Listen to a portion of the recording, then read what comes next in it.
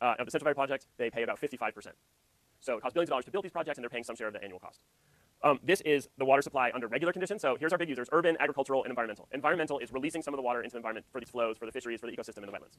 So this is the water supply that we have under normal conditions, and here we have the drought conditions. So urban, so here's projected into the future, but let's just say this is also going to reflect the system that we're in now. Agriculture is using less water over time. There's water to be saved in agriculture. Cities are using sort of flat, but given growth in the San Joaquin area, cities will probably use more water over time. But the big difference here is deciding to leave water for the fish, right? This is the water that we're missing this year and we're missing into the future. The Endangered Species Act, federal regulations protecting fish, and there's a huge amount of water that's missing to come up with these mandates and meet the needs of the ecosystem.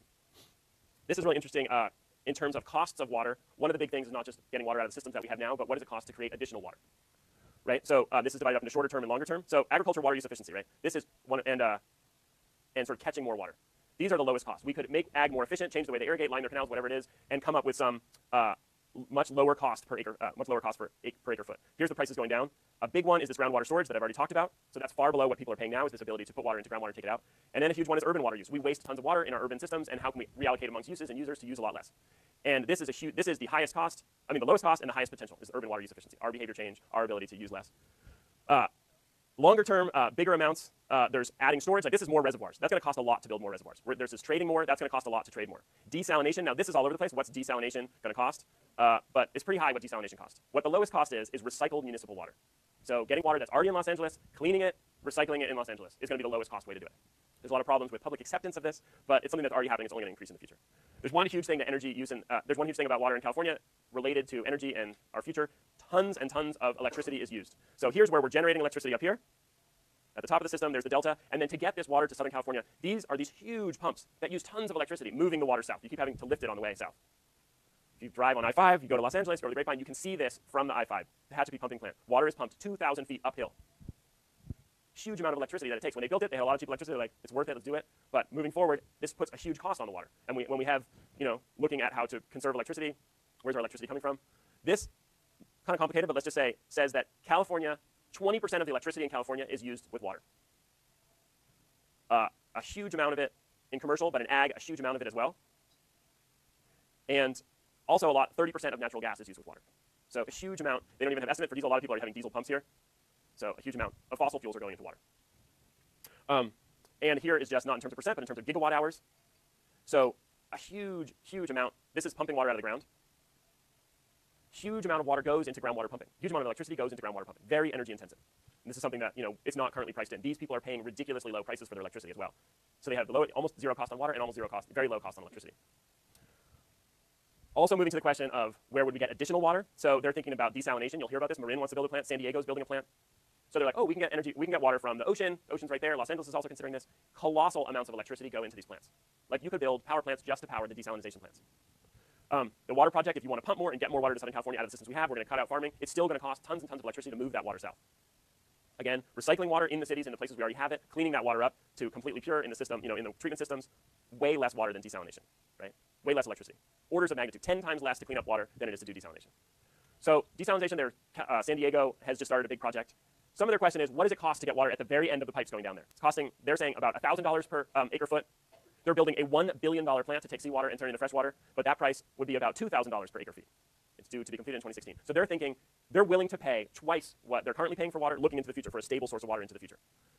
Here's a picture. So here's the power plant that's existing, and then they're going to build this desalination plant on the same place where the power plant is.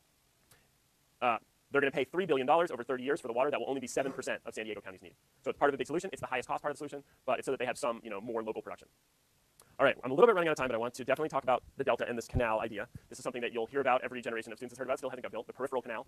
Sacramento Delta is used to move the water from the north to the south. There's now a whole bunch of users within the Delta. There's a bunch of agriculture. Now we have mandates to leave some water for the fish, and it's also important that some water is actually used to keep the salt water out from going in. Back in the 70s, this was called the peripheral canal. Back in Schwarzenegger, he was going to put it on the ballot, and people were going to vote to whether the taxpayers should pay for this or not. The current governor, Governor Brown, he still wants to do it, but he's saying that people should just pay, the water district should pay for it, and the taxpayers shouldn't pay for it. All right, Sacramento River's coming down here. Here, we're out here. This is, the salt water gets to about here, and there's a whole series of islands here. It's kind of a crazy system. So the fresh water comes here, and the pumps are here that start these canals going south. So there's this crazy system where water comes down here, and it trickles through these islands and gets to where these pumping plants are. It's a really crazy system because the dam's up here. The rice growers that we could say, oh, don't grow rice, we're going to sell more water to Los Angeles, are up here. But they're connected all by these natural systems and this formerly natural system of the Delta to where the pumping plants are. And these are all levees. They're all, the walls of the islands are all with levees.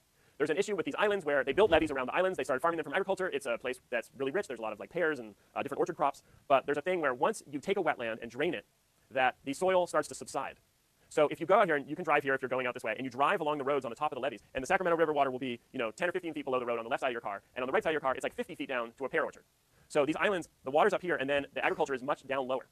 So this causes a huge problem. There's all these levees to maintain. And if any of them break, the water floods in and fills up the island. So then we have billions of dollars or millions of dollars spent maintaining these levees or being ready in case the levees break. There's a lot of infrastructure here. As I said, our water coming to the East Bay comes across in canals. We have a whole bunch of power lines, gas lines, oil lines. We have a whole bunch of our critical infrastructure that goes through these. So we have certain islands where, if the levee breaks, we don't just need to save the island because of the pear orchard or the historical agriculture. We need to do it to save our water supply coming to the East Bay or our gas line bringing in gas. The other big thing is saltwater. So currently, it's a natural ecosystem, saltwater marshes. Saltwater gets to here, to the Suisun Marsh. But if these levees were to break a lot and this was to come all open water, a whole bunch of salt water would come in this far. So just with the tides changing every day, the salt water from the tides would all of a sudden come all the way in here. This is an idea that could happen in an earthquake. These levee walls aren't reinforced concrete. They're muddy, they're jelly, they're ready to fail in an earthquake. Once these big islands fail, salt water comes all the way in here. And right now, we have no way to get our water supply to our water demand without going just through here by just the flow of water. So the salt water comes in here after an earthquake. This whole system is pumping salt water. So a lot of it's about future-proofing. Think about what we would do about that. Here is just a picture of a levee breaking 2004. So here you got your country roads. You're going along the top of the levee. The river's going by here. And then here's like some farm. And this didn't happen in an earthquake. This didn't happen in a typhoon. It happened like in a normal day. There's just ways that it becomes undermined. Once a little water starts flowing, the wall drops. Usually it's some water snuck underneath and sort of like a sinkhole. The wall drops and then water just floods in. So to drain this, to rebuild this and pump this all out, huge, millions of dollars. So we have this reproduced on a lot of islands across this whole area. So the proposal is to have a pumping system or a siphon. Now it's called a tunnel. It used to be called the peripheral canal. Now it's a tunnel or a siphon. They now have equipment for just boring under the earth that we use to like build BART or other tunnels, so they think it's going to be easier and simpler to run this equipment. But this is a far distance. It's many billions of dollars to build this. So there's going to be some plants. There's going to be two pipelines going side by side, and they're going to pump out here, and they're going to be able to do to supply the canals where their pumping comes from here. It's going to make this area safer in case we can let. What they're saying is, if this happens, then we're going to let some of these islands go and not defend them and not pump them out, and just let the marsh regrow. That's a very long-term project. Whole bunch of different users here, though. So we have the Delta Smelt. A lot of this is being done with the Endangered Species Act in mind. So this smelt likes to live in marshes, and now along the canals we have riprap, which is just rock walls, and here's your island, a sunken island. So there's no habitat for the smelt anymore, and this is like the decline in the species, right? So it's an endangered species. It's almost gone. It also gets sucked up into the pumps that pump the water south. So this is, this and the salmon are like, we need some flows to this water. We need some natural flow to the surface water to restore these species. That's what we're negotiating about right now. There's this big plan. So this is building the tunnel. This is sort of a grand bargain. Build this big tunnel, bypass the delta with this tunnel, but still allocate the amount of water that we need for fish. We're going to mitigate this risk of having earthquakes and losing our critical infrastructure. And then we have this drought question that we're in now, right? So we have a current system that's basically working. It's cobbled along. But in the future, we would need to have more ability to have a more reliable system going south. There's a whole bunch of different people involved. There's 25 million people. There's 3 million acres of farmland. And we have this whole question of the ecosystem. Our risks are levee failures. We also have rising sea level. So maybe the salt water will just push into the delta without the levees failing. The levees fail anyways, and we live in an earthquake-prone area where the probability of failing in earthquakes is pretty high. So there's a whole bunch of different users. There's a whole bunch of different needs. They all have different economic values. There's marginal benefits and marginal values created in industry, created in urban use, created in agriculture. How do we balance all these?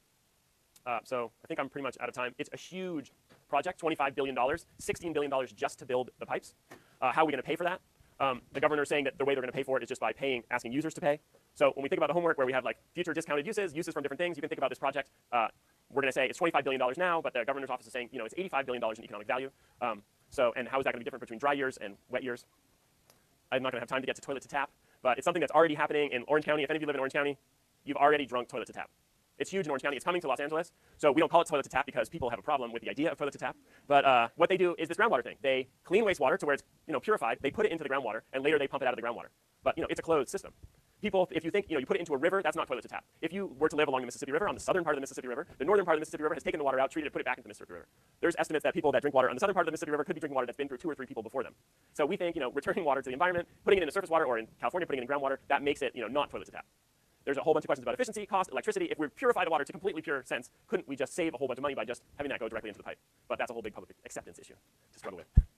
All right, I'll be at off hours to help with the problem set.